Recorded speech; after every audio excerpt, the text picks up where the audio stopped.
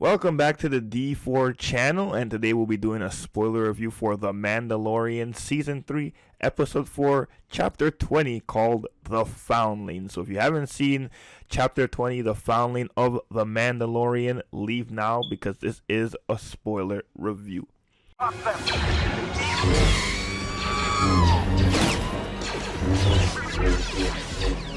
Now, this episode was fantastic. As the title of the episode says, The Foundling, we learn more about Grogu and his past and what happened to him back during Order 66. But we also learn, well, we already kind of knew this, but we learn more about the Mandalorians in general and their cultures, about foundlings. We learn a little bit more about Paz Vizsla and his son. The episode starts off, with the Mandalorians. They're on their secluded planet. They're training just because, they're warriors. So they train every day, probably all day, every day. And, Grogu's just chilling by the beach, by the water, playing with these rock-looking crabs. And Din Djarin's like, no, all right, there's enough of that. You're a foundling. You're part of the Mandalorian culture. It's time you learn about your people. Like, this is your family now, so it's time you learn. So he basically makes him train or fight this Paz Vizsla's son, Ragnar, which is an awesome name for a Mandalorian, I think. He makes them fight, and even Bo-Katan's like, "You sure this is a good idea?" Because of course they're judging him by his size, and what does the master say? Don't judge him by his size. So he goes in there, he looks at him because Mandalorian Din Djarin, he knows what Grogu is capable of. He's tiny, but he has the Force, and the powerful ally. The Force is a very powerful ally. The Force is. So he tells him, go ahead, and Ragnar tags him like twice with these like paintball wrist gauntlets, and then John gives him a little bit words of encouragement and says, "Come on, I know what you can do. Do you, Grogu?" And he does this cute little like two flips around him and tags Ragnar with 3 bullets, and he wins the little training fight they did. And I thought it was so adorable and funny, and it just reminds me of Master Yoda flipping around in the prequels. This little demonstration of how far Grogu has come, not only with the Mandalorians, but also his training with Luke. He's learned to control his abilities, but he still has a little bit of PTSD from Order 66. But Ragnar, after getting defeated by Grogu, he gets stolen by like these big dragon dinosaur bird things, and he gets whisked away, and the Mandalorians, they try to find him, but they can't at the moment. Bo-Katan goes to scout him out, which one, I guess, complaint you got about this episode, they seem to have taken forever to find the foundling Ragnar, but that bird did not eat him. I'm like, why isn't that bird, by the time they got to him, that bird should have been eat him and served it to his babies, but it's whatever. It's Star Wars, so this is just a little nitpick of the episode. But once they decide to leave to get to Ragnar, the armorer says you can't to Grogu. You can't go to on the mission yet. You're too small. You're too young. But in time, so she goes to forge armor for Grogu, and in classic fashion that the Mandalorian, the TV show, has set precedence for before.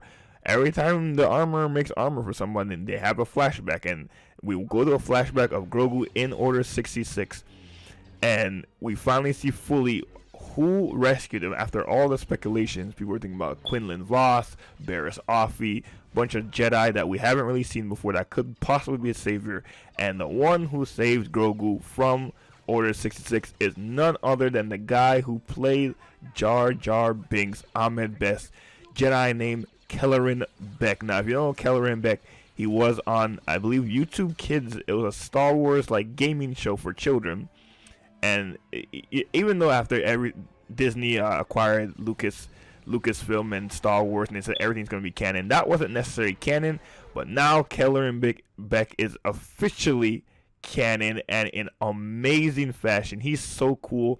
Like, even his robes are a little different. He has like a hint of like gold on his robes, which kind of reminds me of like the High Republic in their fashion.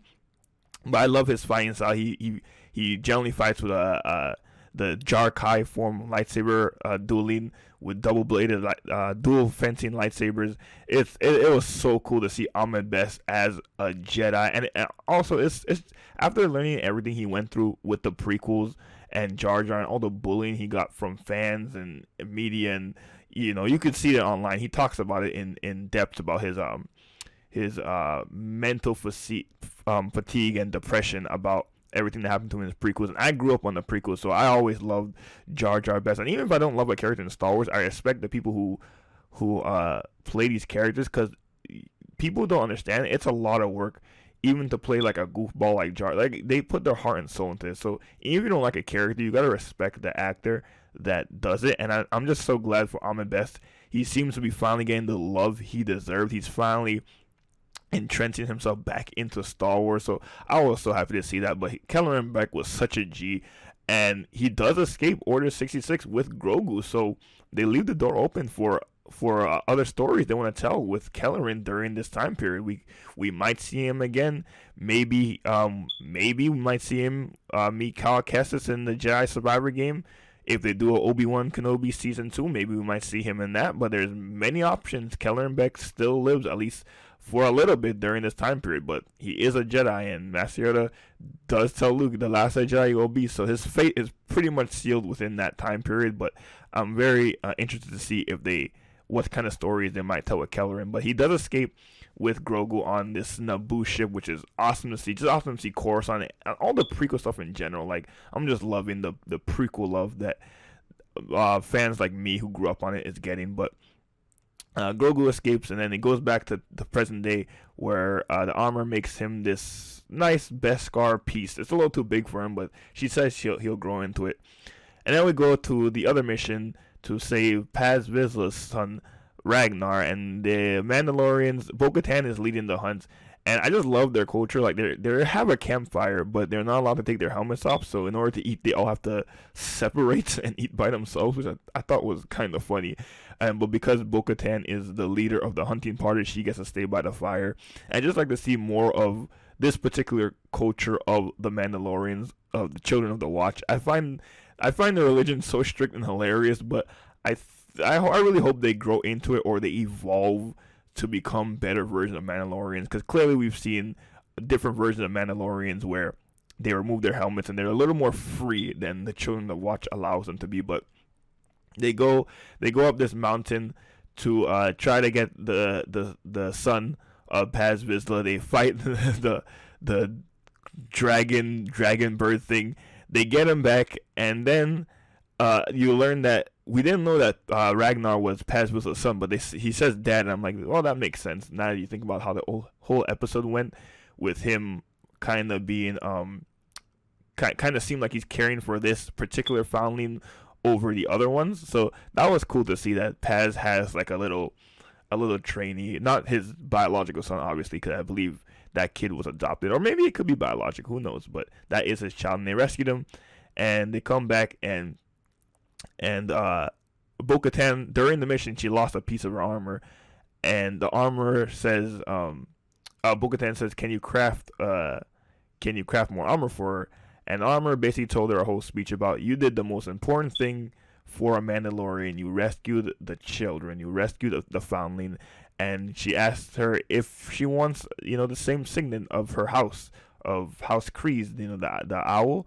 She says no. She looks at the Mythosaur, the Mythosaur skull on the cave wall. And she's like, no, I want a Mythosaur signet. And she surprisingly tells the armorer that she saw the Mythosaur on Mandalore.